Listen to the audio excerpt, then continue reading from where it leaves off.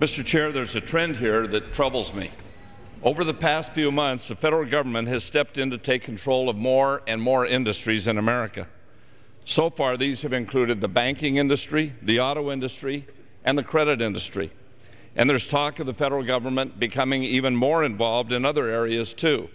These include the healthcare industry and possibly the student loan industry. Today, we're considering H.R. 2187, the 21st Century Green High-Performing Public School Facilities Act. This is a bill that would get the federal government involved in yet one more industry, school construction. Little by little, the federal government is becoming more involved in people's lives than ever before. And that's just the start of this bill's concerns. First, there's the cost. Based on the Congressional Budget Office estimates, it's predicted that this bill will cost taxpayers $40 billion, and that's just a start. $40 billion may not seem like much in these days of multi-billion-dollar bailouts and trillion-dollar federal budgets, but all of this new spending pushes our country further and further into debt. This week, the Obama administration estimated that the United States has a deficit of $1.84 trillion this year alone. When I came to Congress, the whole budget 16 years ago was $1.4 trillion. This year, the deficit alone will exceed that. The national debt is now about $11 trillion and growing. We could update it during the course of this debate because it's growing by the minute. And thanks to bills like this one, we need to get the federal budget under control.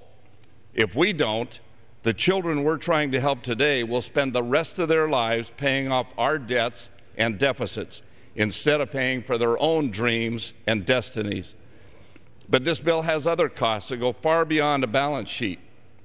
If passed, this bill could divert important funding from the Title I program for disadvantaged students and from those programs under the Individuals with Disabilities Education Act, or IDEA. This is a serious blow, especially after the Obama administration's budget failed to increase support for these programs. In fact, under the administration's budget, IDEA is flat funded, keeping the federal share of excess costs at just 17%. And worse still, the Title I basic grant is actually cut by $1.5 billion. The administration is redirecting those funds elsewhere, leaving 1,038 school districts, those that receive funds only under the basic grant, with less money next year than they have this year. Republicans think we should meet our existing commitments to these two vital programs and maintain the federal focus on programs that improve student achievement. States and local communities, not federal bureaucrats, have the primary responsibility to set public policy over education. Federal law should reflect that.